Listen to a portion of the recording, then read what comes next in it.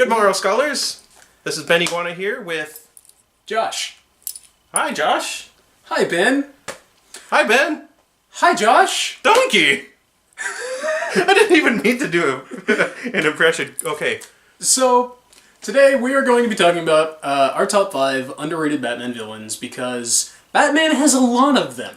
Over 86 without superpowers. Yeah. I Without... never actually, counted. My friend Miga and I were counting the other day.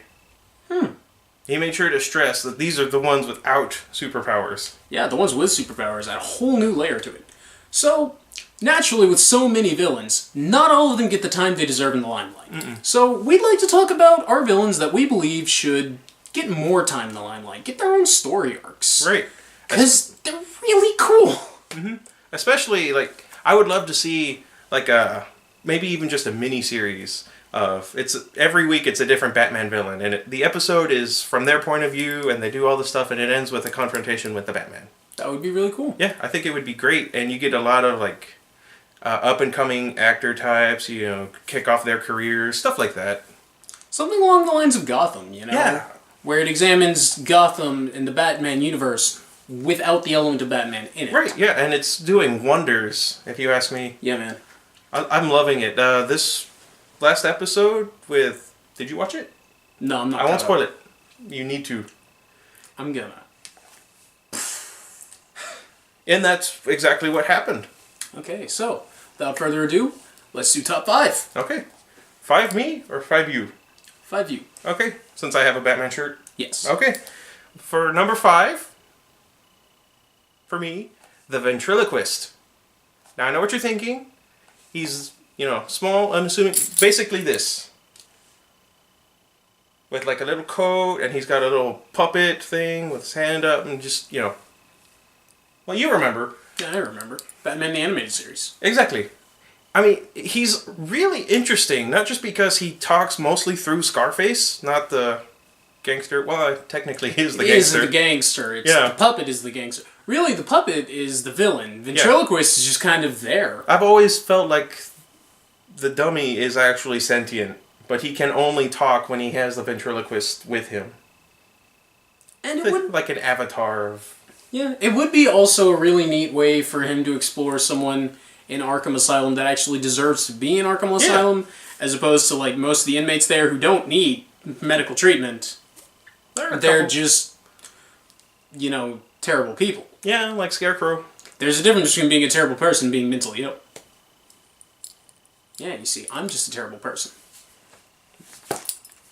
He's unable to feel compassion. That's why they gave him the ring.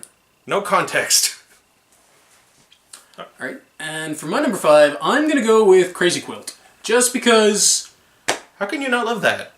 And then when they actually gave him powers later on, each of those patches is someone's soul serving for damnation. That's just a really great concept. They brought him out in Injustice, which I really like, to try and take out Superman, but then he got his ass done in by the Spectre. Spoilers, by the way. It happened in the same issue. Well, okay. Are you sure you're not thinking of Simon Dark? No. Okay. There's a villain... Oh, no. He's an anti-hero. He's kind of like Batman Magic. And his cloak is made up of patches. Yeah, but that's... And... He came from this guy in the Silver Age. Okay. No, I was just asking. Go on. I would like to see more of that. Yeah, I mean, he was introduced as a villain for Batman. He was actually in Arkham Origins. Yeah? I remember that because a lot of critics were asking, who the fuck is this guy? As they rightfully should. But I think it's a really neat concept. I think they could play around with it really well. Yeah, definitely. And he's a great character. I mean, he is doing terrible things, but he's doing them for the right reason, which is exactly what Batman is doing. He's operating outside of the law for the greater good. So how would Batman react to someone with his own similar code? He doesn't operate by the same code, but he has a code. What would that be like? I would love to see the contrast. I'm going to change my number 1. Okay. Okay. You're allowed to do that. Cool beans. It's your list. I know. I don't know why I said it like that. Number 4. For me? Or you? Okay. Firefly. Now, for those of you that only know Firefly from Arrow, while that was a good portrayal and I loved it, he's very disturbing. I don't know what that was for. I loved Firefly. Empathy. You sympathize. Yes. I loved Firefly from Justice League. Do you remember the episode where all of them broke out and him? Yeah, that and- was him, Solomon Grundy. Volcana, I think was her Yeah, name. And yeah. they tried to shoot. He tried to shoot down the officers with his little flamethrower. And it's like- Volcana's it's not- just like, it's fuck just how, that shit. It's just how you use it because she commented on how small it was. Yep. And then he runs back in and covers, and she just pats him on the head, saying it's okay. And then she blows them up. Yeah. And then, like, when he says, I think I'm in love, you see the flamethrower start shooting. Yep. It was very suggestive. It was. And I love that a lot of Batman's villains, I've noticed, started with a spurned love interest. You know, like they were in love with somebody, you know, and they were kicked to the curb while they went for someone more attractive, and they vowed revenge, and that's how they turned into a supervillain. Take the Mad Hatter, for instance. That's why I've got this machete. I also Why have won't you one. love me, Ben? It's because you're white, and my family would never approve.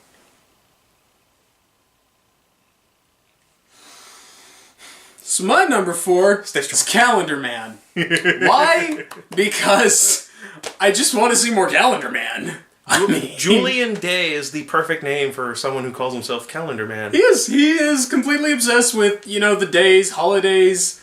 I especially love the tattoo he's got now that circumvents his entire head Yeah. of the calendar.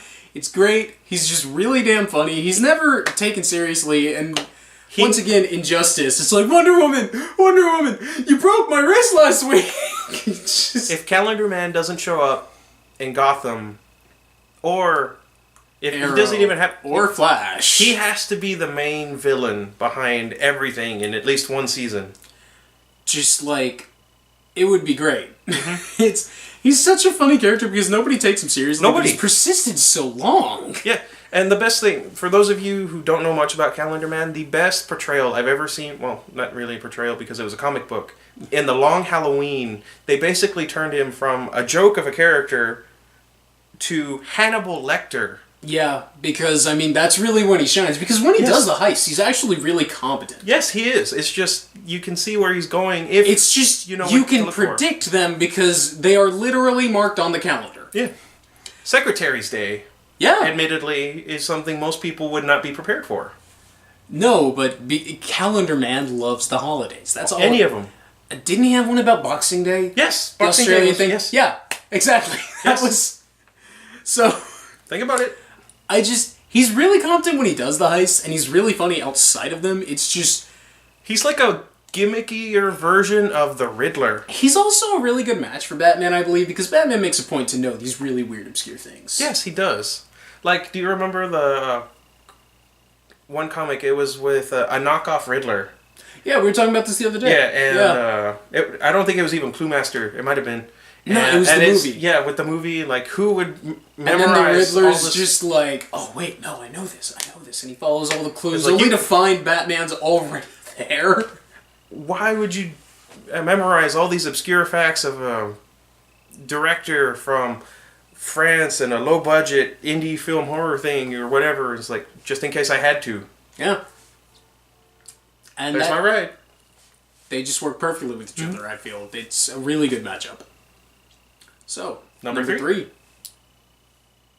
Number 3 for me is Killer Croc. Now, I realize that he's supposed to be in the Suicide Squad. Yeah, and he does actually look pretty good. He does. However, I'm worried because two things a lot of people forget about Killer Croc. Because the first thing they do is they picture, big scaly guy. Mm-hmm. He used to be one of the top mob bosses in Gotham. And was a sniper. Yeah. And in his first, introduction with Batman comics, he almost took down Batman. Mm-hmm. This close. And ever since then, people have just been making him dumber and dumber and more animalistic. And he's finally coming back, especially in, I know you didn't like it too much, if only it's because it's confusing. Batman Eternal has done amazing things with Killer Croc. It's not that I didn't like it, it's just I didn't read through all of it because it just confused the hell out of me. I'm gonna wait for it to come out on one big collection and buy it. I know it already has. I Two just need the volumes. money. Yeah. Yeah, I had the first one. Two damn volumes. Do you want to borrow one? That's insane. Every year of Injustice is one volume. That just goes to show what kind of a story Batman Eternal is. Yeah. It's not that I didn't enjoy what I read. It Spectre's just in it. confused me. Yeah, Spectre's awesome. I love the Spectre. Also, one thing about Killer Croc Yes. is that He's we don't Waylon get to Jones. see him. Pre-mutation? Well, we don't get to see him on his own a lot anymore. True. He's always part of a team now. He's always Yeah. part of the group now. Even in the Hush storyline, he was working Yeah. with other villains. He's working with other villains. I would love to see Killer Croc go out solo because he just does so well on his own. Yeah. I know that you haven't read this one. It's my turn to bring out the comic you don't know. Gotham Academy. He did really well. I really enjoyed his appearance in Gotham Academy. I really liked the story that they set up with him. Right. It was done really well. He's a good character. He Did just you know needs a he's bit more black? exposure. Is he now? Yeah, he's a black guy. I did not know that. Waylon Jones didn't We take you never off? get to see him. I'm not good with names. Oh, okay. I don't think it works that way. For the longest time, I went by Quincy, dude. I don't know names. Quincy Sharp? No. Oh, Just- okay.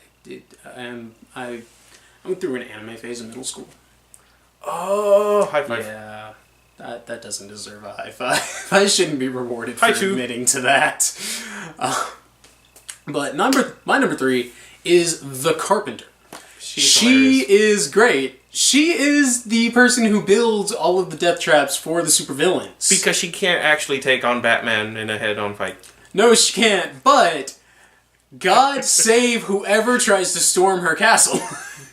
And that would be the greatest thing. It's just Batman. She lays out this ultimate challenge for Batman. They've already done it once. She's called him out and challenged him once. And that was a really great, I really enjoyed it. I can't remember the name of the story arc I can't offhand. remember either. We'll look it up later. That's so embarrassing. Yeah. Well, I'm not much of a DC person. I know. So I- we would be Rorschach and Deadpool, technically. Yeah, well, I wouldn't compare myself to Deadpool. I would.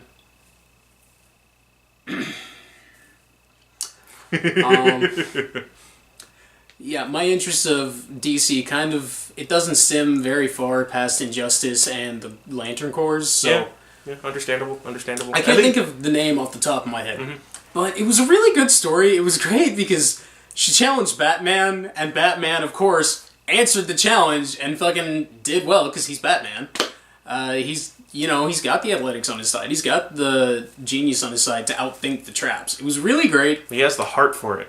Yeah, well, he does have a heart, but Not if you ask Supergirl.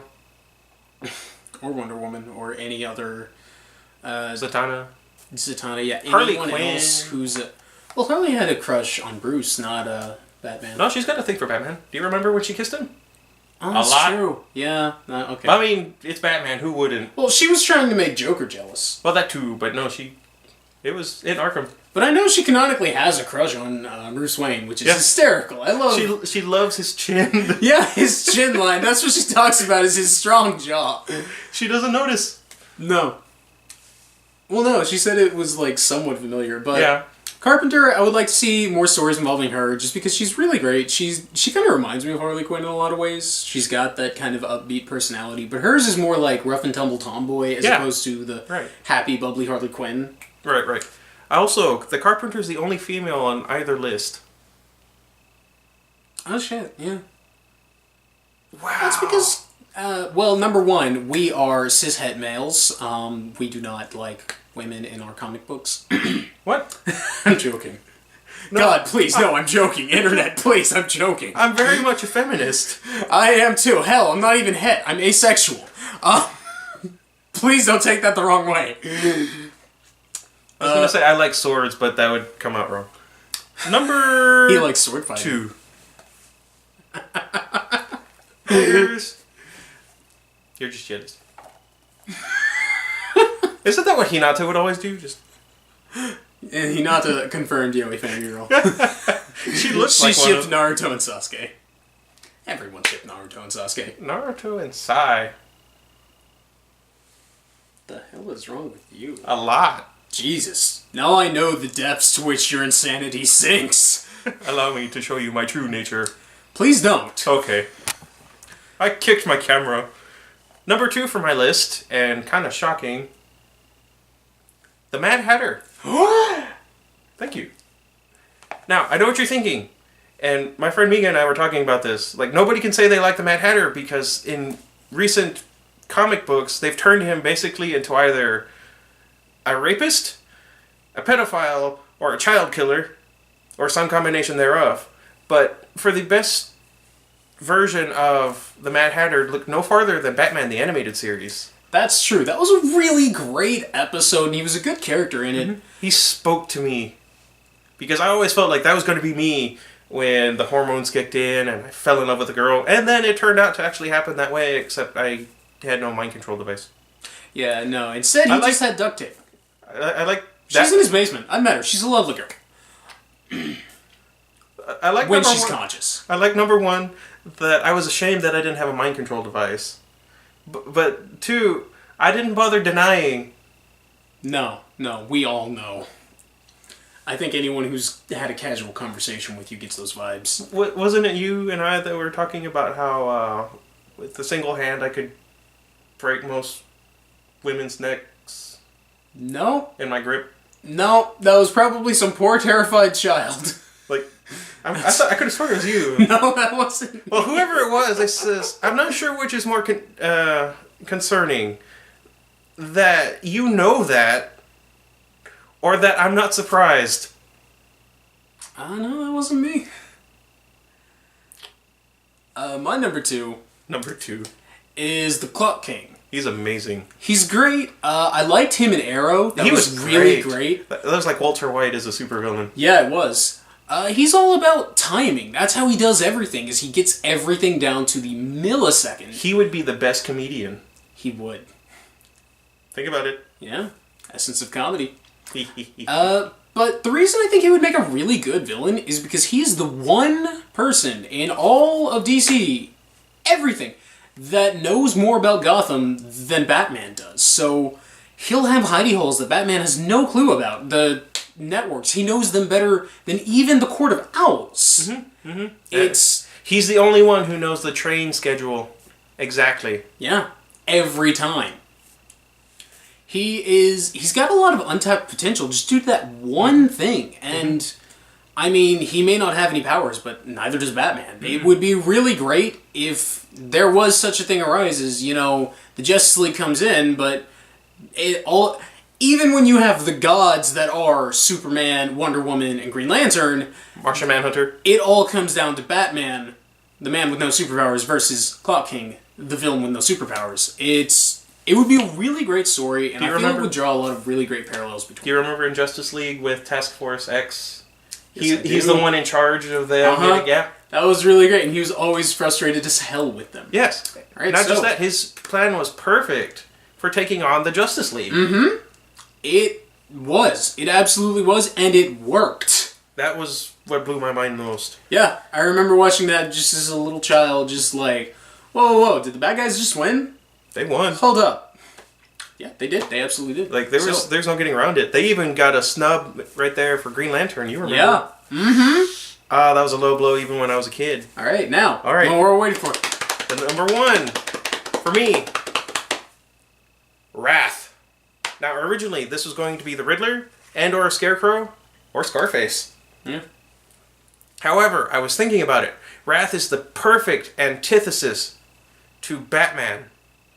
In fact, in his introductory comic, where they're facing off against each other, they spend most of the comic pretty much equal forces against each other. But not just that, coming across the other's allies, and they're always being confused for each other because their costumes are so similar, especially in the dark silhouette. And it was great, and it would be the perfect Batman movie, I feel. The only thing is, because it doesn't translate well from a comic book to a movie, because the different voice actors would have a different voice, presumably for Batman and Wrath. However, I guess you could get the same actor for both of them. Or two very similar sounding actors. Yeah, just somebody doing an impression of the other. So, and I mean, anyone can talk like this. I'm Batman. I don't have throat cancer. Don't smoke, kids. You'll sound like me. So super cool and mysterious. Venom, or are you going Batman. Oh, I thought you sounded like Wolverine from Wolverine and the X-Men for like half a second. Wolverine's super cool and mysterious too. Don't smoke, kids. It makes you like Batman and Wolverine. We're such good role models. Go buy a machete. They're $8. Absolutely legal as long as you're over the age of 13. Because everyone knows that 13-year-olds can responsibly handle machetes. I have the one from Predator, the one that Billy uses. Really? When he cuts on his chest. Nice. Yes. I reenacted that scene with some guy that was walking through. I'm like, hey man. Was he a Rastafarian? No. Dreadlocks? Never mind. No. Because that would have been racist and a hate crime. Yeah, well, no, this wasn't a hate. I didn't hate the dude. I didn't have any. Well, you're opinions to white, the so dude if one you, way or the other. if you punched me once, I could say it was a hate crime. That's true. Admittedly, I've done a lot of things that make you hate me. So yeah. Yeah, that's true. I mean, hell, I love the prequels. What you guys can't really see is that I am like, I mean, you see my hands, but like chained up below the waist. I didn't agree to this. Like, he just kind of showed up with the camera, tied me down, and we started talking about Batman. Started realizing that we really like each other. Not in that way, though. I mean, we just went over that. Where'd your hand go? they know. Oh no. Alright, so my number one most underrated Batman villain that I would like to see a lot more of is Clayface. Number one, I've always had a predilection towards shapeshifters. I really like them. But I think Clayface could do really well in the Batman universe simply because he can be anyone at any given time. He could screw with Batman in so many subtle ways. Almost literally. And he's an actor, so he's really good. He made a living out of observing people, copying their traits, copying their habits, learning those tendencies. He could shapeshift into literally anyone at any given point in time. Anyone or anything. He's been capable of changing into inanimate objects and even changing his mass to really extreme degrees. He can't be hurt by the shock batarangs. He can't be hurt by the physical action. It's really hard to damage him and to hit him. And if anything goes wrong, he can just discreetly slip into a crowd as anyone. He could be any member of the Justice League. He was. He was. The Flash. Yes, and he was. Martian Manhunter. They had a great fight. It was. It was awesome. It was amazing. And, it would even be better for him to copy into the shapeshifters because then he can be like, oh, I'm just going to turn into Clayface to blend in. But it would... That would be amazing. Yeah, it would. Turn into someone else, show up, Clayface. I got into a fight with Clayface and he turned into me. So guys, I'm the real one. And from then on, he's in the Justice League. He's anyone at any time. And I think that's a really great plot device that they never take full advantage of. Isn't that what Martian Manhunter did? Yes, that's exactly what Martian Manhunter did. So he turned into Clayface and said, "That's Manhunter." Get him. And they froze Clayface's ass. And the rest of them, too. Well, yeah, the rest of them. But that was later. Like, later in the episode. I can't tell where, certain body parts end, because it's just, a mound of clay. Yeah. Which is the point. Yeah. But... And he had a great introduction episode in the animated series. He had a great intro in the animated series, in The Batman, in the comics. I mean, he's a really tragic figure. The only Clayface I've never really liked is the Basil Karlo, I think, is the one that he passes his sickness onto other people and it turns them into clay. That's not quite as good. Yeah, it's good for a horror comic. It is. It's good for body horror stuff, Yeah, where if people are melting and they have no clue why. If it were in a Constantine comic, I think it would make more sense, or it'd be more at home. But in a Batman comic, I really think that you could drive the shapeshifting part home just because this is the world's greatest detective, and this is the man that can be anyone at the drop of a hat. He could even be Batman. He could be that hat that gets dropped. Yes, he could! He could make other parts of him into other people, as he did with that one little girl. Twice now? Once in the animated series, and then again in Gotham Academy. Seriously, guys, read Gotham Academy. It's really great. I'm going to read it. Yeah. I might go buy the issues. I loaned him, the first 5 issues. 5 seems to become an arc number for this little series. 5 is good. 5 is a good number. 5. Yeah. Good round number. What are the numbers from Lost? I never watched. Neither did I. Oh, okay. So, those are our top 5 Batman villains. Let us know in the comments which ones you like, which ones you don't like, if we got any of them wrong, which we probably did. Well, I didn't. Well, he didn't. I did. Marvel fanboy here. I don't even know you anymore. I noticed that I can't seem to be friends with DC fans. I only seem to make friends with Marvel fans. I mean, I don't, hate DC. No, and I don't hate Marvel. Well, I don't hate Marvel. Well, I don't hate DC, it's just that, I grew up with Marvel was my introductory, so that's the one I tended to stick with more. That's the one I know better. Right. Hell, I mostly read indie comics, to be completely honest with you. If we're talking publishers, I'm with Boom, Image, that stuff. Dark Horse Comics. Yeah, man. I'm pretty sure the Dark Horse Comics would be the comics that Batman would read if he would read comics. I think he would go Vertigo, actually. That also makes sense. I mean, Batman, if he read comics, he'd be like, what is this, V for Vendetta? That sounds cool as shit. I never really cared Really? for Vendetta. Admittedly, I haven't read the comic and I haven't watched the movie. Should. I'm sorry, hold on. New video.